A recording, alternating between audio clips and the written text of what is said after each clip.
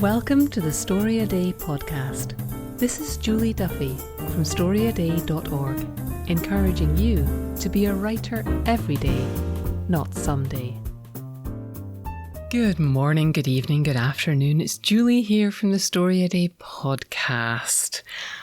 I wonder how you're getting on. As I record this, we are heading into the end of StoryADay September, and I'm wondering if you're feeling a little reluctance to come to your desk at all. I experienced this in part because I organise StoryADay. I'm immersed in the world for weeks before it even begins. And a couple of weeks ago, I really noticed that I was having trouble getting to my desk. And I love StoryADay. I love everything about it. I've just had a really busy summer with it. I've done, we did StoryADay May, and then we've done a couple of critique weeks and our iWriter course. And I've been doing coaching calls with people. And then, stepping away from all of that, getting to talk to people, to put together all the prompts again, and then, writing. And so I think I was maybe like, if you're feeling some reluctance at this point in the challenge, I was maybe a couple of weeks ahead of you, just because I was so immersed in it beforehand. So I wanted to talk about how you know if you are suffering from burnout and what you can do about it, because I have taken some time and recharged and got my energy back and got my creativity back. And so I just wanted to talk to you about that in case you are where I was a week and a half or 2 weeks ago, which is, let's start with what it looks like when you're suffering from burnout. It looks, and you're quite likely to be like this by the end of a month like this, it looks like not wanting to go near your desk, not wanting to think about writing, not wanting to open up Scrivener or Word or your journal or wherever it is that you write. Every time you think about even opening those programs, you it just feels heavy. Another way that it might hit you is you might be struck with extreme indecisiveness. Or maybe you are the type, like a little bit like me, who gets weepy or sleepy when things are a little too much. Another way that you can diagnose if you're suffering from burnout with your writing is if you are avoiding things that you previously enjoyed, or if you are finding yourself overindulging in other ways. So maybe you're going to the fridge a little more often, or maybe instead, when that feeling of not wanting to open up your writing project strikes, maybe you're reaching for some caffeine, or reaching for some ice cream, or reaching for a little drinky in the evening, or maybe you're going out for more runs than you ever thought possible. That's not my way of coping, but these avoidance and overindulgence in other things are a sign that all is not well with the practice that you have. So, first of all, I apologize. StoryADay is a huge challenge, and if you're listening to this at the beginning of October and you're like, oh, yes, that's exactly how I feel. I haven't been able to open a project for 2 days. I apologize, but I also want to make you aware that the thoughts that are going through your head, which are probably something like, well, maybe I'm just not meant to be a writer then, or why can't I just keep up the same level of productivity that I do during these challenges? These are normal but not very helpful thoughts. And it's not that you're not a writer, it's that you've put yourself through a huge challenge. You have really tested yourself, and you're not going to be doing that 12 months of the year. You're really not. You may never do this challenge again, and there's still going to be plenty for you to find and enjoy here at StoryADay. But having tested yourself during the challenge, you probably have overexerted yourself a little bit. And if any of these symptoms are showing up, not wanting to, doubt, indecision, weepiness or sleepiness, avoidance or overindulgence, just know that that is your body and your mind saying, whoa, slow down there. So that is definitely how I was feeling a couple of weeks ago. And I've seen this before with other times when I've done an intense project. If you push yourself, you're going to have a little bit of a rebound. It's one of the reasons I hear people sometimes talking about doing a project where they're going to do 100 days. There's a lot of that at the moment because we just passed the 100 days until the end of the year mark. And for people who are doing 100-day projects, please make it very, very small, very, very small, and be forgiving of yourself. I've also heard of people who are trying to write a story a story a day for a year. And again, I just think that is not awfully helpful, because if you push yourself too hard, you get to this burnout stage and then you've got nowhere to go. There's no grace, there's no ease, there's no space. With StoryADay, we have a month of running hard, and then we have all the space of the other months. So, solutions. Take a break. You do not have to write on October the 1st. You do not have to write on October the 2nd. You do not have to write actually anytime. I recommend taking a complete break away from your creative writing. I did it for a day, a full day where I didn't think about StoryADay. Well, I didn't think about StoryADay. I didn't allow myself to dwell on thoughts of StoryADay. I didn't allow myself to write anything creative or do any work related to the creative writing process. No pitching, no writing queries, no reading and researching markets, just nothing. I took a whole day away from that. Now, in my case, StoryADay is kind of a full-time gig for me. So I spend the equivalent of a work day at least working on this stuff most days. You probably don't. You probably aren't a full-time writer. So I want you to think about it's so intense for me. I work on this. I'm so focused on this stuff that taking a full 24 hours away from it was really helpful and very refreshing because it felt so different. Now, if you're not a full-time writer and maybe you think about and play with your writing an hour a day or 3 hours a day or maybe 4 hours a day, think about what the equivalent of a full work day would be for you and take that amount of time away from your writing. If you're seriously burned out, consider taking 7 or 8 hours away from your writing. And if you're only writing once for an hour a day or for an hour every other day, that might mean taking a full week or 2 weeks away from your writing. How does that sit with you? That's the kind of break I'm talking about. I'm talking about enough that you forget about it. So I did that in a day. You might do it in a couple of days. You might do it in 5 weekdays or a long weekend. But really, here's your permission slip to step away from the creative work and give yourself a holiday. You have been working really hard and you deserve a break. In that break, during that break, how do you get really, truly refreshed? Well, I would suggest at the beginning of the break at least, and for as long as you can actually bear it, don't do anything story related. So don't watch movies because you'll be analysing the story structure. Don't read books because you'll be analysing the book. And it's still related to story. Don't listen to an audiobook, even though I love audiobooks, and we're going to come back to that in a minute. But just for the first part of this sabbatical that you're taking from your creative writing, this spa day, this retreat away from the work you've been doing, which has probably started to feel like work at this point, don't do anything related to story. Do something else. Think about the other things that you enjoy. Maybe you enjoy walking in the woods. Maybe you enjoy knitting. Maybe you enjoy woodworking. Maybe your car needs its oil changed. Anything that you can think of, preferably something physical, something not in your head, and maybe not something super creative. Like if I'm going to knit for a break from writing, I'm not going to be doing something that is a pattern I'm making. I'm going to follow someone else's pattern and just like let my let my mind wander and my hands move.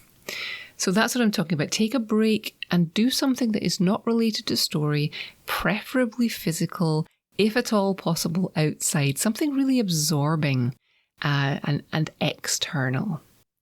Another thing that you can do to really refresh is sleep. Sleep a lot. Sleep in if you can. Go to bed early if you can. I'm not asking you to turn into somebody who goes to bed at 8:30 at night every night. I'm saying take a couple of days and go to bed early, or sleep in.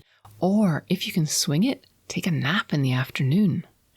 There is a really good app called by a guy called Andrew Johnson. And if you like my accent and my voice, you're going to like this. And it's called Power Nap. And he talks you through 25 minutes of a guided nap. And then he wakes you up at the end. He gets louder. And it's really, really effective. I don't think I've ever heard the middle section of that meditation. So obviously, I mean, he could be putting subliminal messages in there to tell me to tell all my friends about his app. For all I know, that's why I'm telling you about his app. But anyway, naps during the day, if you can handle it. If it's more than 3 hours before your bedtime, you might want to consider, if you're a person who consumes caffeine, having a nappuccino, where you have a little coffee before your nap and then you work on falling asleep before the coffee really kicks in. And about 15 minutes later, the caffeine will start to get into your system. And so when you wake up, you won't be groggy. Short power naps are really, really good. But yes, catch up on your sleep.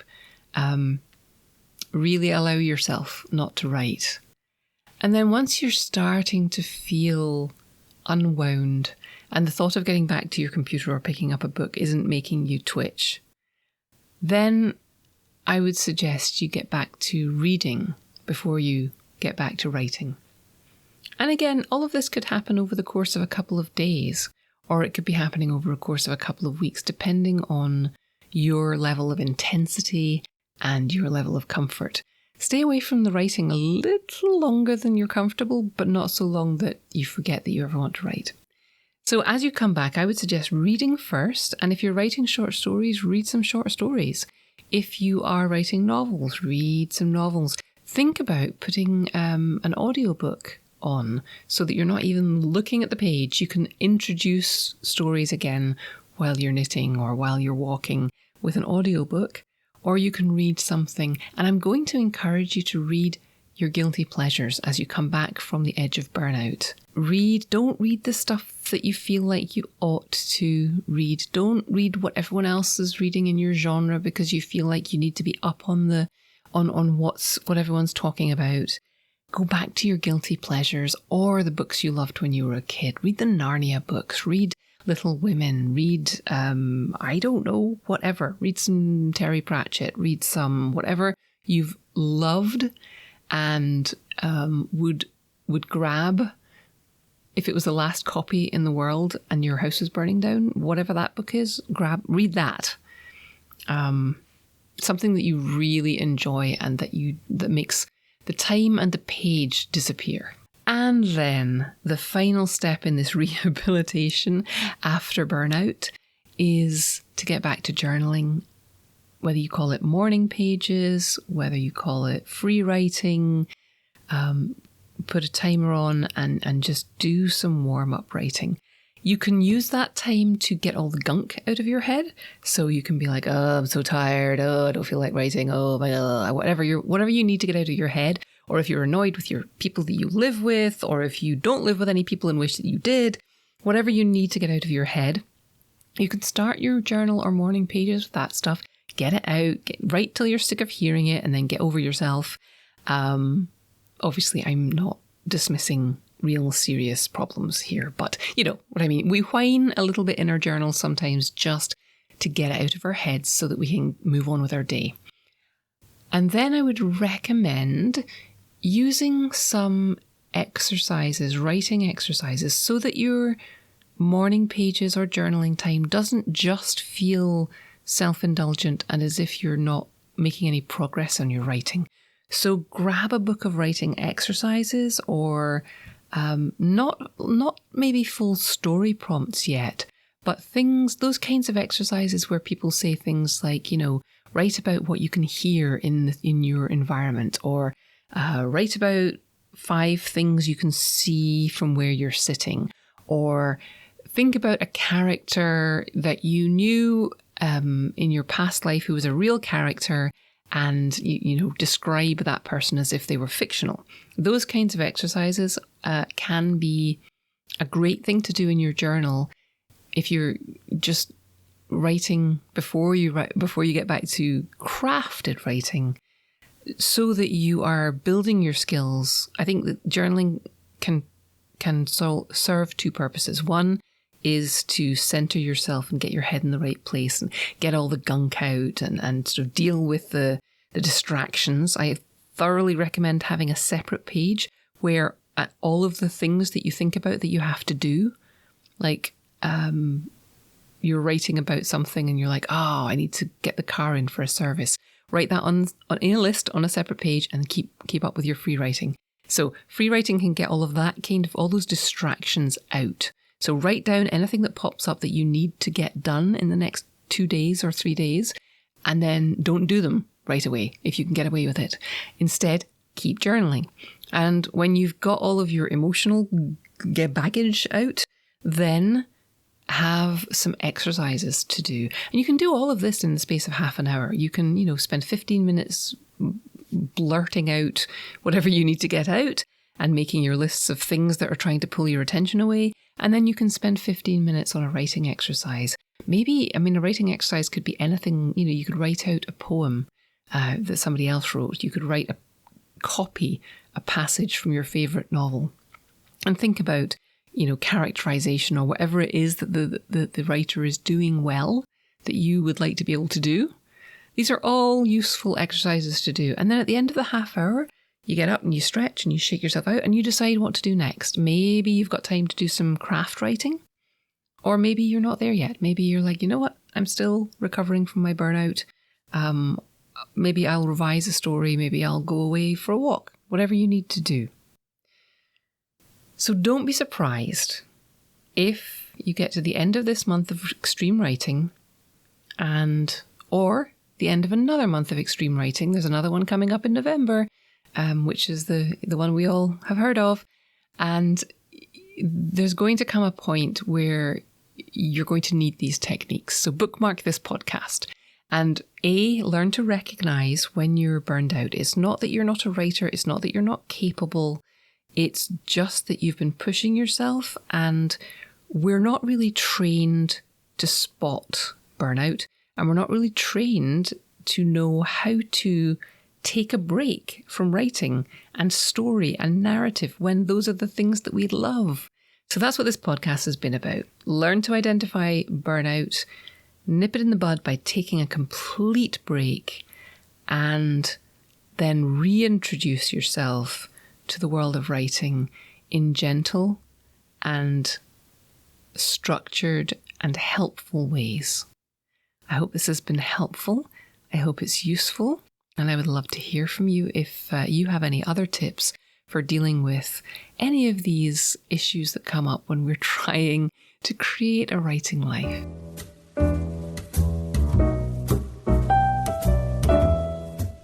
If you want to learn to write, don't read another book or article. Start writing. I'm here to invite you to consider the StoryADay 3-Day Challenge. It's a challenge and a workshop that gets people writing and completing stories in just 3 days. And it works. I'm fanatical about getting more and more diverse stories into the world, and I think yours should be among them. If you're feeling the pull to write or level up your storytelling, let me hold your hand through 3 days of short story writing. Check out the 3-Day Challenge at storyaday.org/3DC.